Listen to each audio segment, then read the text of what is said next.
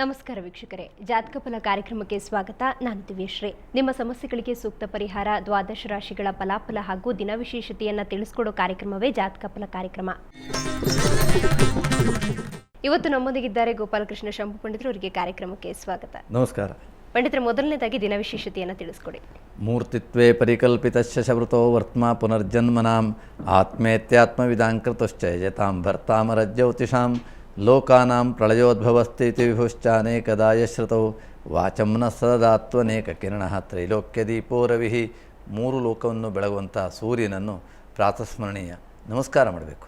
ಹಾಗಾಗಿ ಪ್ರತಿದಿನವೂ ನಾವು ಜ್ಯೋತಿಷ್ಶಾಸ್ತ್ರದಲ್ಲಿ ಜ್ಯೋತಿಷಿಗಳಂತೂ ಮೊದಲನೇದಾಗಿ ನಾವು ಮಾಡುವಂಥದ್ದು ಸೂರ್ಯನ ನಮಸ್ಕಾರ. ಹಾಗೆ ನಮ್ಮಂತೆ ನೀವು ಸಹ ಪ್ರಾತಃ ಕಾಲದಲ್ಲಿ ಎದ್ದು ಮೊದಲಿಗೆ ಮಾಡಬೇಕಾದ ಕಾರ್ಯ ಸೂರ್ಯ ನಮಸ್ಕಾರ. ಎರಡನೇದಾಗಿ ಆಯಾ ದಿನದ ವಿಶೇಷತೆ ತಿಳಿಬೇಕು. ಅದಕ್ಕಿಂತ ಪೂರ್ವದಲ್ಲಿ ನಾವು ಈಗ ಯಾವ ಸಂವತ್ಸರದಲ್ಲಿದ್ದೇವೆ ಇತ್ಯಾದಿಯನ್ನು ತಿಳಿಬೇಕು. ಅದಕ್ಕೆ ಇವತ್ತು ನಾವು ವರ್ತಮಾನ ಈಗಾಗಲೇ ಕರನಾಮ ಸಂವತ್ಸರ, ದಕ್ಷಿಣಾಯಣ, ವರುಷ ಋತು, ಶ್ರಾವಣ ಮಾಸ, ಕೃಷ್ಣ ಪಕ್ಷ. ಇವತ್ತಿನ ಮಿತಿಯನ್ನು ದಶಮಿ ಅಂತ ಹೇಳ್ತೇವೆ. ವಾರ ಸಾಮಾನ್ಯ ಎಲ್ಲರಿಗೂ ಗೊತ್ತಿರ್ತದೆ. ಇವತ್ತು ಬುಧವಾರ, ಇವತ್ತಿನ ಮಿತಿ ವಾರ ತಿಳ್ಕೊಂಡ ನಂತರ ನಕ್ಷತ್ರ. ಇವತ್ತು ಸೂರ್ಯ ನಕ್ಷತ್ರ ಮಘ ನಕ್ಷತ್ರ. ಸೂರ್ಯ ಮಘ ನಕ್ಷತ್ರದಲ್ಲಿದ್ದು ಮಗೆ ಮಳೆ ಎಲ್ಲ ಕಡೆಗೆ ಸುರಿತಾ ಇದೆ. ಬಹಳ ಶ್ರೇಷ್ಠವಾದ ಮಳೆ, ಮಗೆ ಮಳೆ ಅಂತ. ಮಗೆ ಹೊಯ್ದಾಗೆ ಬೆಳೆಗಳು ಅಷ್ಟು ವೃದ್ಧಿಯಾಗುತ್ತಂತೆ. ಹಾಗಾಗಿ ಹಳ್ಳಿಯಲ್ಲಿ ಮಗೆ ಮಳೆ ಬಿತ್ತು ಅಂದರೆ ತುಂಬ ಸಂತೋಷ ಪಡ್ತಾರೆ. ಹಾಗೆ ಇವತ್ತಿನ ನಕ್ಷತ್ರ ಬಂದು ಚಂದ್ರ ನಕ್ಷತ್ರ, ಮೃಗಶಿರ. ಚಂದ್ರನು ಮೃಗಶಿರ ನಕ್ಷತ್ರ. ಮೃಗಶಿರ ನಕ್ಷತ್ರಕ್ಕೆ ಸರ್ಪ ಯೋನಿ. ಹಾಗಾಗಿ ದೇವಗಣ ಮೃಗಶಿರ ನಕ್ಷತ್ರ ವಿಶೇಷ. ಇನ್ನು ಇವತ್ತಿನ ಯೋಗ ಅಂತಂದರೆ ಇವತ್ತು ವಜ್ರನಾಮ ಯೋಗ. ಯಾವುದೇ ಕೆಲಸದಲ್ಲಿ ವಜ್ರ ಯೋಗ ಬೇಕು. ವಜ್ರದಂತೆ ಕಠೋರ, ವಜ್ರದಂತೆ ಭದ್ರವಾಗಿರಬೇಕು, ವಜ್ರದಂತೆ ಗಟ್ಟಿಯಾಗಬೇಕು. ವಜ್ರ ಧಾರಣೆ ಮಾಡೋದಲ್ಲ, ಆದರೆ ವಜ್ರ ಯೋಗ ಅನ್ನೋದು ಸುಭದ್ರವಾದಂಥ ಯೋಗ. ಅಂಥ ಯೋಗ. ಇವತ್ತಿನ ಕರ್ಣವೂ ಸಹ ಭದ್ರಾಕರ್ಣ. ಇವೆಲ್ಲ ಒಳ್ಳೆಯ ದಿವಸ. ಈ ಒಂದು ಶ್ರಾವಣ ಮಾಸದ ಈ ಬಹುಳದ ದಶಮಿ ಇವತ್ತು. ಇದಕ್ಕೆ ಆಶಾದಶಮಿ ಅಂತ ಒಂದು ಕರೀತಾರೆ. ಯಾಕಂದರೆ ಮನುಷ್ಯ ಜೀವನದಲ್ಲಿ ನಾವು ಆಶಾವಾದಿಗಳು. ಇವತ್ತು ಆಗದೇ ಇದ್ದರೆ ನಾಳೆ ಆಗ್ಬೋದು, ನಾಳೆ ಆಗದೇ ಇದ್ದರೆ ನಾಡ್ದು. ನಮ್ಮ ಜೀವನದಲ್ಲಿ ನಮ್ಮ ಕನಸು ಹೇಗಿರ್ತದೆ ಅಂದರೆ ಹಿಂದೆ ಆದರೂ ಸಹ ನಾಳೆ ಇದಕ್ಕಿಂತ ಹೆಚ್ಚಿನದನ್ನು ನೋಡಬೇಕು. ಇವತ್ತು 10 ರೂಪಾಯಿ ಬಂದರೆ ನಾಳೆಗೆ 20. ಹೀಗೆ ಮನುಷ್ಯನ ಆಶೆ. ಆಶೋತ್ತರಗಳನ್ನು ಪರಿಪೂರ್ಣ ಮಾಡುವಂಥದ್ದು ಒಂದು ಮಿತಿ ಇದೆ. ಅದು ಯಾವುದು ಅಂತ ಕೇಳಿದ್ರೆ ಇವತ್ತಿರುವಂಥ ದಶಮಿ, ಶ್ರಾವಣ ಮಾಸದ ದಶಮಿಯನ್ನು ಆಶಾದಶಮಿ ಅಂತೇಳಿ ಕರೆದಿದ್ದಾರೆ. ಇದೇ ಒಂದು ದಿನ ವಿಶೇಷ. ಆಶಾದಶಮಿ ವ್ರತ ಅಂತ ಹೇಳಿದ್ರಿ ಪಂಡಿತ್ರೆ.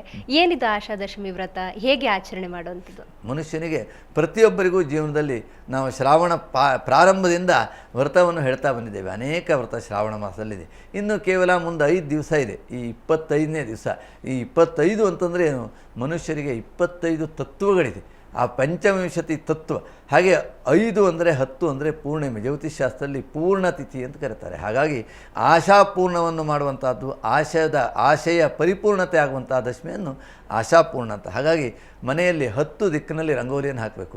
8 ದಿಕ್ಕು ಮತ್ತು ಮಧ್ಯದಲ್ಲಿ 2 10 ಅಷ್ಟದಳ ಪದ್ಮವನ್ನು ಹಾಕಬೇಕು. ಆ 8 2 10 ಕಡೆಗೆ 10 ಫಲವನ್ನು, ಕಲಶವನ್ನು ಇಟ್ಕೊಳ್ಬೇಕು. ಪ್ರಾತಃ ಕಾಲದಲ್ಲಿ ಎದ್ದು ಆ ದಶ ದಿಕ್ಕಿನಲ್ಲಿರುವಂಥ 10 ದಿಕ್ಕಿನ ದೇವತೆಗಳಿದ್ದಾರೆ. ಇಂದ್ರ, ಅಗ್ನಿ, ಯಮ, ನಿವೃತ್ತಿ, ವರುಣ, ವಾಯು, ಸೋಮ, ಈಶಾನ, ಬ್ರಹ್ಮ, ಅನಂತ ಅಂತ 10 ಜನ ದಶ ದಿಕ್ಕರು. ಈ 10 ದಿಕ್ಕಿನ ದೇವತೆಗಳು ಭದ್ರವಾಗಿದ್ದರೆ ಮನೆಗೆ ಯಾವ ದೋಷವೂ ಬರೋಲ್ಲ, ಯಾವ ವಾಸ್ತು ದೋಷವೂ ಇಲ್ಲ, ಮನೆಯಲ್ಲಿ ಯಾವುದೇ ರೀತಿಯಾದ ಭಯವೂ ಇಲ್ಲ. ದಶ ದಿಕ್ಪಾಲಕರು ಅಂತ ಕರೆದಿದ್ದಾರೆ. ಇವತ್ತು ಇದನ್ನು ಸರಿಯಾಗಿ ಅರ್ಥಗೊಳ್ಳದೆ ಕುಬೇರ ದಿಕ್ಕು, ಕುಬೇರನ ಮೂಲೆ, ಈಶಾನ ಮೂಲೆ, ದೇವ ಮೂಲೆ, ನಾನಾ ರೀತಿಯಾದ ಹೆಸರಿನಲ್ಲಿ ನಾವು ಸರಿಯಾಗಿ ಅದನ್ನು ತಿಳ್ಕೊಳ್ಳದೇನೆ ವಿಚಿತ್ರವಾದ ವ್ಯವಹಾರಗಳನ್ನು ಮಾಡ್ತೇವೆ. ದಶ ದಿಕ್ಕು, ಪೂರ್ವ ದಿಕ್ಕಿನಲ್ಲಿ ಇಂದ್ರಿದ್ದಾನೆ. ಹಾಗೆ ಆಗ್ನೇಯ ದಿಕ್ಕಿನಲ್ಲಿ ಅಗ್ನಿ ಇರ್ತಾನೆ, ದಕ್ಷಿಣ ದಿಕ್ಕಿಗೆ ಯಮು. ಹಾಗಾದರೆ ಇವೆಲ್ಲ ಹೇಗೆ ಬಂತು? ಇದನ್ನೆಲ್ಲ ಯಾರು ಗುರುತಿಸಿದ್ರು? ಜ್ಯೋತಿಷ್ಯ ಗುರುತಿಸುತ್ತೆ ಅಥವಾ ಯಾವುದಾದ್ರೂ ಜ್ಯೋತಿಷ್ಯ ಕಲ್ತ್ಕೊಂಡಂಥ ವಿದ್ವಾಂಸರು ಇಲ್ಲ, ಖಂಡಿತವಾಗಿ ಅಲ್ಲ. ಆರಣ್ಯಕದಲ್ಲಿ ಬರುವಂಥ ಮಹಾಮಂತ್ರ ಇದು.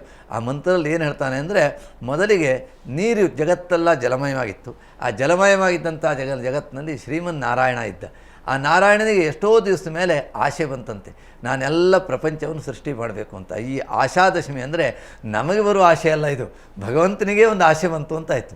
ಆ ಭಗವಂತ ಏನು ಮಾಡ್ತಾನೆ ಅಂದರೆ, ತನ್ನ ಕೈಯಲ್ಲಿ ಹೀಗೆ ಬೊಗಸದಲ್ಲಿ ಅಂಜಲಿನ ಅಂತ ಬರ್ತದೆ, ಕೈಯಲ್ಲಿ ನೀರು ತಗೊಂಡು ಹಾರಿಸ್ತಾನಂತೆ. ಹಾರಿಸಿದ ಕೂಡಲೇ ಅದು ಪೂರ್ವ ದಿಕ್ಕಿಗೆ ಬಿತ್ತು. ಆ ದಿಕ್ಕಿಗೆ ಒಂದು ಗುರುತ ಮಾಡ್ದ, ಇದು ಪೂರ್ವ ಅಂತ. ಎರಡನೇ ಹಾರಿಸದ, ಅದು ದಕ್ಷಿಣಕ್ಕೆ ಹೋಯ್ತು. ಆಮೇಲೆ ಮೂರನೇ ಹಿಂದುಗಡೆಗೆ ತೊಯ್ತಾನೆ, ಅದು ಪಶ್ಚಿಮ. ಆ ನೀರು ಎಲ್ಲೆಲ್ಲಿ ಬಿತ್ತೋ ಅದಕ್ಕೆಲ್ಲ ಗಡಿ ಹಾಕಿದ, ಅದಷ್ಟಕ್ಕೆ ಭೂಮಿ ಆಯಿತು. ಅದಕ್ಕಿಂತ ಮೊದಲೇ ಭೂಮಿಯೆಲ್ಲ ಜಗತ್ತೆಲ್ಲ ಜಲಮಯವಾಗಿತ್ತು. ಆ ನಂತರ ಆ ನೀರಿನಿಂದಲೇ ಏನನ್ನು ಸೃಷ್ಟಿ ಮಾಡೋದು. ಇವತ್ತು ನೋಡಿ, ನಾವು ನೀರಿಂದ ಗಟ್ಟಿ ಮಾಡಲಿಕ್ಕೆ ಬರ್ತೇವೆ ಅನ್ನೋದಕ್ಕೆ ಆಯ್ಸ್ ಮಾಡ್ತೇವೆ. ಆಯ್ಸ್ಕಂಡೆ ನೀರಿನಿಂದಲೇ ಮಾಡುವಂಥದ್ದು ಐಸು ಅನ್ನೋದು ಗಟ್ಟಿ.